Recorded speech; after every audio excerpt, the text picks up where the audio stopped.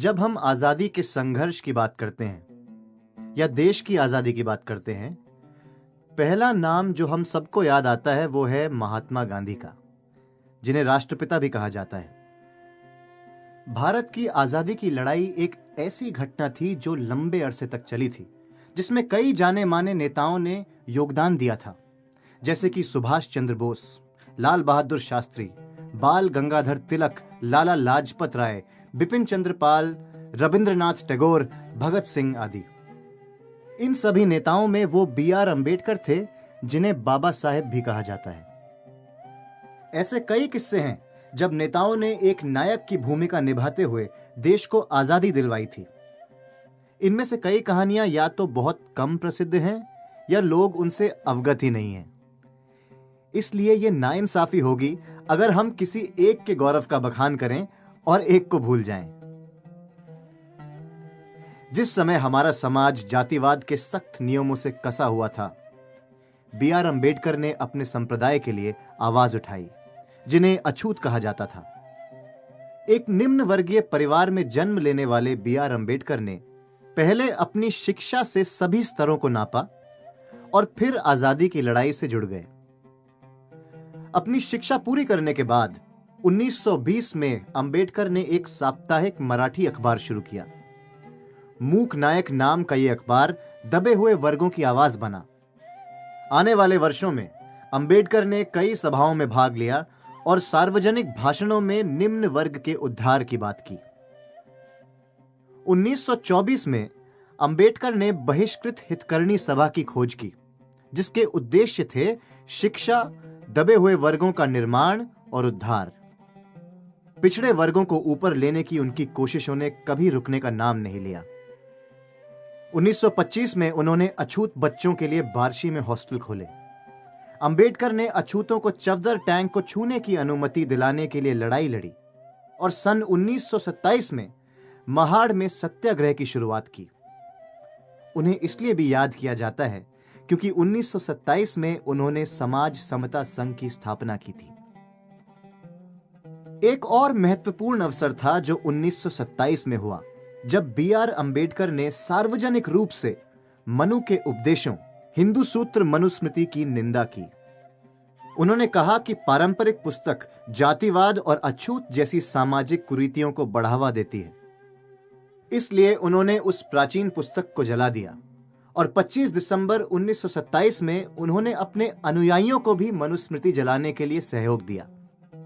तभी से 25 दिसंबर वार्षिक स्तर पर दलितों और अम्बेडकर के अनुयायियों द्वारा मनुस्मृति दहन दिन के तौर पर मनाया जाता है।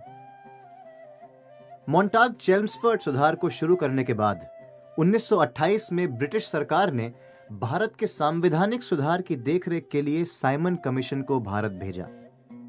भारतीय कानून कमेटी के साक्ष्य के लिए अम्बेडकर ने कदम बढ़ाया और बॉम्बे प्रेसिडेंसी कमेटी आयोग के सदस्य बन गए। 1930 में नासिक में कलाराम मंदिर में अछूतों का प्रवेश मान्य कराने के लिए अम्बेडकर ने एक सत्याग्रह की शुरुआत की।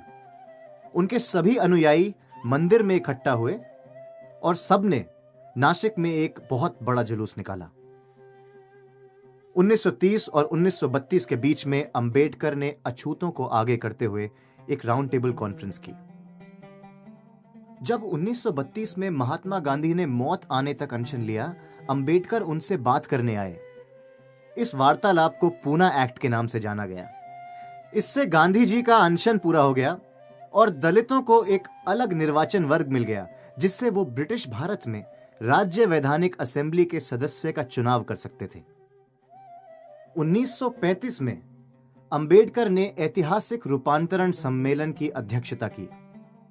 इस सम्मेलन में अम्बेडकर ने अपने अनुयायियों से कहा कि उन्हें हिंदू धर्म छोड़ देना चाहिए और किसी अन्य धर्म को गले लगा लेना चाहिए। उसी साल अम्बेडकर को सम्मेलन की अध्यक्षता करने लाहौर के जात पात तोड़क मंडल द्वारा न्योता दिया गया। अम्बेडकर ने जातिवाद को मिटाने के लिए अपना भाषण तैयार किया था। सम्मेलन के रद्द हो जाने पर अम्बेडकर को अपना भाषण छपवाने के लिए एक किताब प्रकाशित करवानी पड़ी, जिसका नाम था जातियों का नाश। अंबेडकर ने दलितों की स्थिति के उत्थान के लिए लगातार काम किया और इसे आगे बढ़ाने के लिए 1936 में उन्होंने बंबई विधान परिषद में एक विपक्षीय पार्टी की स्थापना की, जिसका नाम पड़ा स्वतंत्र लेबर पार्टी। 1935 में भारत सरकार अधिनियम के तहत आयोजित आम चुनाव में डॉक्टर अंबेडकर कुल 17 सीटें हासिल कर स्वतंत्र लेबर पार्टी के साथ बंबई विधान परिषद के सदस्य चुने गए। 1938 में जब कांग्रेस पार्टी ने एक बिल पेश किया जिसका प्रस्ताव था कि अछूतों को हरिजन यानी हरि की संतान का नाम दे दिया जाए, तो अंबेडकर विपक्ष से खड़े हुए। उन्होंने ये कहकर बिल की निंदा की कि एक नाम बदल जाने से अछूतों की स्थिति नहीं बदल जाएगी। जब रूलिंग पार्टी ने स्वतंत्र लेबर पार्टी को बड़े अंतर से हरा दिया, तब अंबेडकर के नेतृत्व में लेबर पार्टी असेंबली से बाहर निकल आई। उन्होंने श्रमिक मार्च निकाला और मांग की कि खोटी सिस्टम का उन्मूलन करने के लिए डॉक्टर अंबेडकर के बिल को मंजूरी मिले।